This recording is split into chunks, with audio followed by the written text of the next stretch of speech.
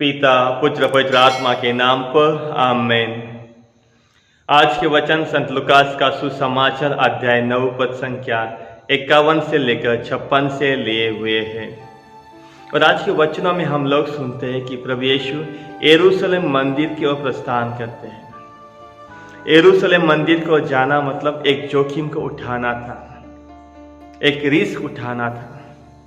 और हमारे लिए, हमारी मुक्ति के लिए, हमारे उद्धार के लिए प्रभु यीशु इस रिस्क को उठाते हैं, इस जोखिम को उठाते हैं ताकि वो अपने मिशन को पूरा कर सके। और ये जो जोखिम थी वो थी क्रूस का जोखिम, जो दुख, तकलीफ, पीड़ा और मृत्यु को उठाने वाला तकलीफ थी। हमारे लिए प्रभु यीशु ने क्रूस को उठाया और हमें मुक्ति दी थी। आज के वचनों के द्वारा प्रभु यीशु हमें भी यही प्रेरणा देते हैं। जब हम किसी अपने लक्ष्य को पूरा करने के लिए सोचते हैं, अपनी मंजिल को पाना चाहते हैं, तो हमें भी हमारे जीवन में बहुत सारे दुख, तकलीफ, चुनौतियों का सामना करना है। आज प्रभु यीशु हमें प्रेरणा देते हैं कि हमें इनका सामना धैर्य से करना है, ना कि हम इन दुख तकलीफ को देखकर भागना है। प्रभु यीशु ने अपने मिशन को पूरा करने के लिए, अपने ईश्वर की, अपने पिता की इच्छा पूरा करने के लिए एक जोखिम को उठाया था। आज हमारे जीवन में हम लोग देखते हैं कि कोई जोखिम नहीं उठाना चाहता है, कोई संघर्ष नहीं करना चाहता है, जीवन में कुछ पाना चाहते हैं लेकिन आराम से पाना चाहते हैं। लेकिन हम लोग सुनते हैं कि इंग्लिश में एक कहावत है, नो पेन नो गेन। जब तक हम अपने जीवन में दुख, तकलीफ, मेहनत नहीं करते तब तक हमें किसी लाभ नहीं होता है। अगर किसी को लाभ लेना है, जीवन में कुछ पाना है, कुछ हासिल करना है, तो हमें भी हमारे जीवन में दुख तकलीफ का सामना करना है, हमें मेहनत करना है, वो भी धैर्य के साथ। और जब हम अपने जीवन में कुछ लक्ष्य को हासिल करना चाहते तो हमारे जीवन में भी बहुत सारे लोग हमारे विरोधी बन सकते हैं, हमारा अस्वीकार कर सकते हैं।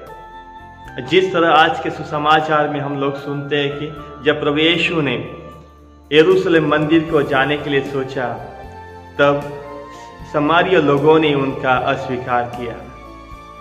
और इसे देखते हुए प्रभु यीशु के जो शिष्य थे, याकूब और यूहान, उन्हें गुस्सा आता है, वो क्रोधित हो जाते हैं और प्रभु यीशु से कहते हैं कि हम लोग आकाश से, स्वर्ग से अग्नि को बुलाकर इन लोगों को भस्म कर दे। उनका जो प्यार था वो अपने गुरु के प्रति, अपने ईश्वर के प्रति प्यार था, लेकिन वो गुस्सा दिखाते हैं, बदले की भावना दिखाते हैं। और प्रभु यीशु उन्हें डांटते हुए कहते कि मेरा मिशन लोगों को नष्ट करना नहीं बल्कि लोगों को बचाना है। आज प्रभु यीशु हम सबको बुराइयों को अच्छाई से जीतने के लिए कहते हैं।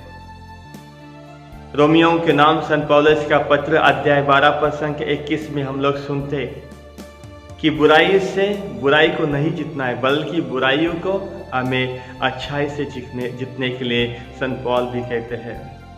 आज प्रभु यीशु हमारे जीवन में जोखिम उठाने के लिए कहते हैं, बल्कि आज हमें हमारे जीवन में सहनशीलता, प्रेम, क्षमा के रास्ते पे चलते हुए इस जोखिम को उठाना है, इन चुनौतियों का सामना करना है, ना कि गुस्सा होकर, ना कि किसी को नीचे दिखाकर, ना कि किसी के पेट पे पैर रखकर हमें ऊपर जाना है। नहीं, अपनी मंजिल को पाने के लिए नम्रता से, सहनशीलता का मार्ग और शांति का मार्ग चुनकर आज हमें अपनी मंजिल को पाने के लिए प्रभु यीशु कहते हैं।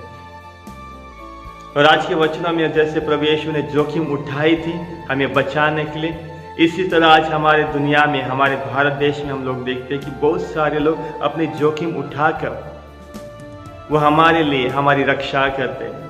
जैसे कि हमारे भारत देश के सैनिक जो सीमा पे खड़े हैं, हमारे लिए जोखिम उठाते हैं हमारी रक्षा करने के लिए। हमारे भारत देश के जो पुलिस लोग हैं, हमारे भारत देश के जितने भी डॉक्टर्स हैं, जितने भी अग्निशामक के लोग हैं, वो हमारे लिए जो जोखिम उठाते हैं, अपने कर्तव्यों को निभाते हैं और हमें बचाने के लिए अपने जीवन को जोखिम में डालते हैं। ऐसे बहुत सारे बचाव अभियान हैं जो हमारे लिए अपने जीवन को जोखिम में डालते हुए डेंजर्स में डालते, हमें बचाने के लिए कोशिश करते।